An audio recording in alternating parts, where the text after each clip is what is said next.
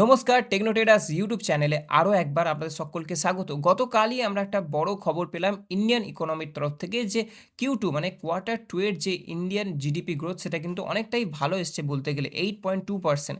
Last যে ৬টা quarter ছিল সেই তুলনায় এই কোয়ার্টারে সবথেকে ভালো কিন্তু জিডিপি গ্রোথ ইন্ডিয়ান ইকোনমি দেখাতে পেরেছে। এই গ্রাফে আমরা যদি দেখতেই পাচ্ছেন ২০২৩ আর ২৪ এর যে ফাইন্যান্সিয়াল ইয়ার ছিল সেখানে কিন্তু আমাদের যে জিডিপি গ্রোথ ইন্ডিয়ান ইকোনমির ছিল সেটা কিন্তু খুব ভালোই ছিল, 9 এর কাছাকাছি ছিল।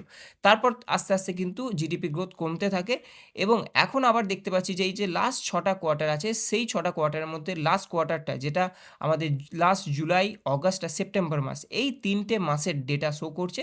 সেখানে আমরা দেখতে পাচ্ছি এখানে একটা আমরা কিন্তু ভালো গ্রোথ করতে পেরেছি এবং এর যদি আমরা রিজন দেখতে চাই তাহলে আমরা দেখতে পাবো যে কনজাম্পশন বেড়েছে, ঠিক আছে? প্রাইভেট কনজাম্পশন বেড়েছে এবং তার জন্যই কিন্তু এই কোয়ার্টারে মানে লাস্ট যে কোয়ার্টার Q2 কোয়ার্টার সেখানে জিডিপি গ্রোথ কিন্তু ভালো এসছে।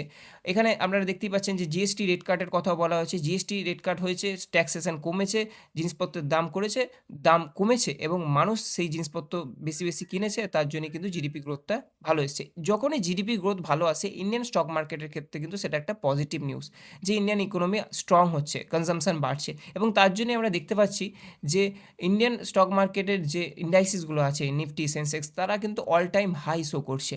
এটা তো গেল ভালো দিক। কিন্তু এই সিচুয়েশনে আরও একটা নেগেটিভ দিক কিন্তু আছে। সেই নেগেটিভ দিকটা কি? সেটা হচ্ছে যে ইন্ডিয়ান রুপি কিন্তু ডেপ্রিসিয়েট করে যাচ্ছে। US dollar day by day strong হচ্ছে আর ইন্ডিয়ান রুপি কিন্তু পড়তেই থাকছে।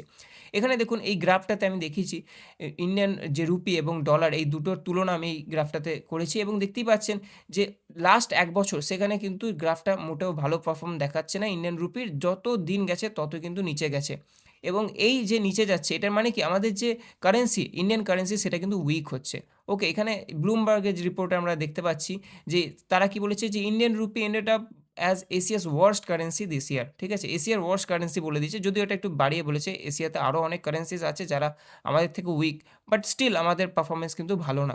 এবার এখানে আরও একটা জিনিস বোঝার বিষয় আছে। এফআইএসটা কিন্তু আবার ইন্ডিয়ান রুপির দিকে এখন ঝুঁকতে পারে। কারণ কি? তারা দেখতে পাচ্ছে যে $১ আমি বেশি রুপি কিন্তু জেনারেট করতে পারবো, বেশি স্টক কিন্তু নিতে পারবো। দেখা যাক নেক্সট ২ মাস কিন্তু স্টক মার্কেটের জন্য খুবই ভাইটাল হতে চলেছে। আমরা হিস্টোরিক্যাল ডেটা দেখলেও দেখতে পাবো যে ডিসেম্বর আর জানুয়ারিতে কিন্তু মার্কেট কারেকশন নেয় কিছুটা। ঠিক আছে? এবার দেখা যাক নেক্সট ২ মাসে কি হয়। আমার মনে হয় যদি জানুয়ারি পর্যন্ত যদি বলা যায় একটা ঠিকঠাক পজিটিভ মোমেন্টাম থাকে আমাদের স্টক মার্কেটে, একটা বুল রান হয়তো আমরা দেখতে পাবো। এরপর আমরা নেক্সট যে বড় খবর সেটা নিয়ে আলোচনা করে ফেলি। যেটা হচ্ছে যে গেইল ইন্ডিয়ার যে স্টকটা আছে সেটা কিন্তু কালকে অনেকটা পড়ে গেছিল।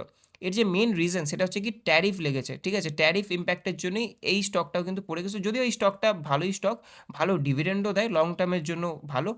তা সত্ত্বেও যেহেতু একটা বড় ট্যারিফ লাগে সেই জন্য কিন্তু এটা 5% পড়ে গেছিল। আচ্ছা, এবার নেগেটিভ স্টক নিয়ে তো কথা হলো। এবার আমি কয়েকটা পজিটিভ স্টক আপনার জন্য এনেছি। বলে রাখি এটা কিন্তু কোনো বাই সেল রিকমেন্ডেশন নয়। ৪ টে stock for next week just watch লিস্টে রাখুন। আপনারা জানাবেন কেমন কি অ্যানালাইসিস হয়েছে এই স্টকগুলোতে। ১ম এই যে স্টকটা আছে সেটা হচ্ছে এইউ ব্যাংক, তারপরে নাম্বার 2 হচ্ছে ফেডারেল ব্যাংক এবং নাম্বার 3 হচ্ছে টাইটেন এবং নাম্বার 4 হচ্ছে আদিত্য বিড়লা ক্যাপিটাল।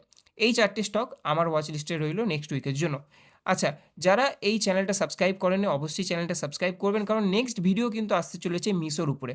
আমরা অনেকেই আছি মিশো অ্যাপের ব্যাপারে জানি।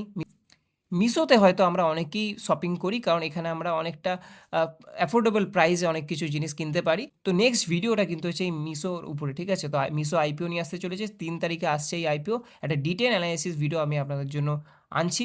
অবশ্যই এই চ্যানেলটিকে সাবস্ক্রাইব করবেন। ভালো থাকবেন, নিজের খেয়াল রাখবেন। শুভরাত্রি।